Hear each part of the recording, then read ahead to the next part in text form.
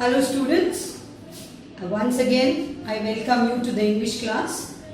Here we can see we have already started with A Tiger in the Zoo by Leslie Norris, and already I have told you there is a comparison between the zoo and the natural habitat, that is the forest. Right? The tiger is confined to his cage where he is walking in the quiet rage. So quiet rage, everybody knows, he is very angry. Anger is fed up, right? But he cannot do anything as he is imprisoned in the cage. The power which he has to show in the jungle is totally confined, restricted. So here our tiger which is there in the zoo is being contrasted with the tiger which is present in the wildlife, or we can say our forest. Right. Now coming to the next stanza. Before we move on to the next stanza, I just want to ask you all, what all poetic devices did we study? First we said it is personification. He. See, throughout, if you see in the stanzas, he. Personification is nothing but when you are giving a human quality to an animal or a thing, that is being personified, and we can say personification, first device. Second, our rhyming scheme. Now what is the rhyming scheme of the poem? As I told you, in the first stanza, our rhyming scheme is A, B, C, B, because cage and rage rhyme, right? So in that way we can say our rhyming scheme is A, B, C, B. And the third one is imagery. Imagery is nothing but when you are imagining or getting a picture of what the poet is asking you to do or believe, that is nothing but imagery. And we had the metaphor where the pads are compared with a velvet cushion, right? Pads of velvet. So velvet cushion, there is comparison. And finally, the next one that I will tell you in the next stanza, because each stanza when we are finishing, we will be dealing with the literary devices. Moving to the next stanza, what is our tiger doing? Let's see. Now this is a comparison. If you read the stanza here, he should be lurking in shadow, sliding through long grass. He should be lurking. Now what is lurking here? See, when it is hiding, maybe to attack or finding a prey. Usually it is very secretive. If you have seen the tiger, it doesn't come in front of you and jump on you. It is very slow in its action, and the moment it finds the comfortable, it can jump on its prey and devour it. So here he should be lurking, but our tiger which we have compared with the tiger in the cage, lurking, this tiger is just being left out. That is, it is free to move about, whereas the tiger in the cage was not at all free. He should be lurking in shadow, sliding through long grass. So everybody knows vegetation in the forest. So sliding through, slowly moving through. Long grass, everybody knows. Near the water hole. Now what is this water hole? It's a pool, maybe a water body, right? Where animals go to quench their thirst, right? So water hole, it is just hiding and waiting for its prey, where it can pounce and eat it. Where plump deer pass. So waiting for a plump deer, because plump, everybody knows deer is its favorite food. So we cannot say thin deer. So it's better to say plump deer pass. So waiting for a plump deer, a fat deer to pass so that it can jump and pounce on it. Okay children? So this is what our second stanza tells us. Now here again our literary devices, if we see, first one, personification, he.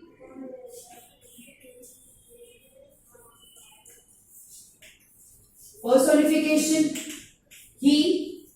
Second, okay, rhyming scheme. If you see grass and pass, again same rhyming scheme.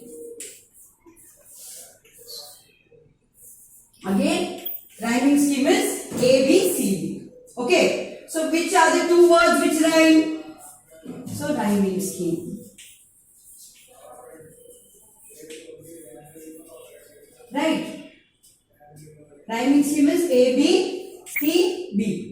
Next, third one, imagery. Imagery. You are imagining what the poet wants us to imagine. So imagery, he should be looking. So immediately looking, you will get the idea whether tiger is waiting for a deer to pass.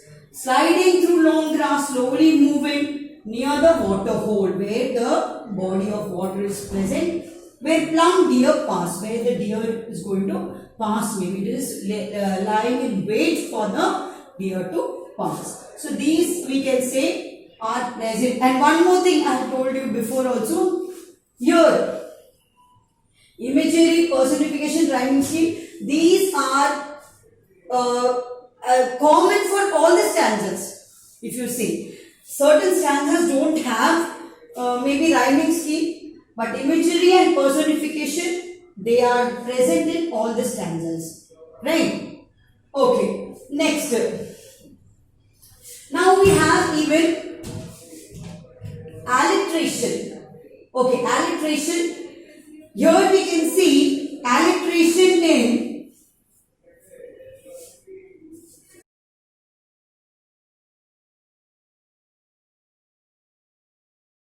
here alliteration. The next one would be alliteration. Now what is alliteration actually? When the see, you can see plump pass. Okay, the consonant sound or the sound made by the consonant. Okay, and with two words, right? The consecutive two words, when they rhyme with the same word letter, it is known as alliteration. Fine. So what is the next one? Alliteration. Okay, alliteration. Start. Alliteration. P and P. So two consecutive words which are coming just after the one after the other. So alliteration. One more thing I had told you, right? Here enjambment. Enjambment. Now what is this enjambment? Enjambment is nothing but here you can see the sentence flowing into another sentence without any punctuation mark. Okay, so without any punctuation mark, you can say that is enjambment. Fine. So here, sliding through long grass near the water hole, that is nothing but enjambment. Can you see any punctuation marks? A comma or a full stop? No. So one sentence moving on to the other, right, flowing. That is nothing but enjambment. In the first stanza also I had told you, I think, which one was the sentence? He stalks in his vivid stripes the few steps of his cage. So that is nothing but enjambment. Fine children. So personification, rhyming scheme, imagery, alliteration, enjambment. You can find these in the second stanza. Now moving on to the third stanza. Moving on to the third stanza. Go. So in the next stanza, let us read. He should be snarling around houses at the jungle's edge, bearing his white fangs, his claws, terrorizing the village. He should be snarling around houses at the jungle's edge, bearing his white fangs, his claws, terrorizing the village. So first we have seen the tiger is in the zoo. He is caged, he is restricted, he is moving about only in that confined area. Right. Second stanza, we have compared the tiger with his natural habitat where he is moving around freely and waiting at a water hole to catch his prey, the plump deer. Now, here the third stanza, he should be snarling around houses at the jungle's edge. So the animal cannot come into the city, right? So it is moving around where near the edge. That means where the village ends and the forest starts. So jungle's edge. Bearing his white fangs. Now bearing, exposing or showing his white fangs. Actually fangs, which we say, these are the canine tooth which are to be seen. His claws, you know his claws, how they are very sharp, right? And terrorizing the village. That means he is only showing his power. He is not going to attack unless he is provoked. Okay, so our tiger, how he should have been. The poet is making us realize that captivating a tiger and keeping it is not the answer. Everybody is free.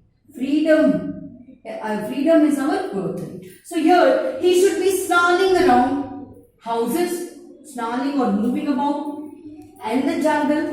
Now you can see edge. Again I told you where the village ends and the jungle starts. Bearing his white fang, showing. That means he is only frightening people. He doesn't want to pounce on them or attack them. Terrorizing the village. The whole of the village people should get scared of the tiger. That is what is being said by the poet, who is telling us that tigers which are kept in the zoo are not properly happy. Right? So here again we can see the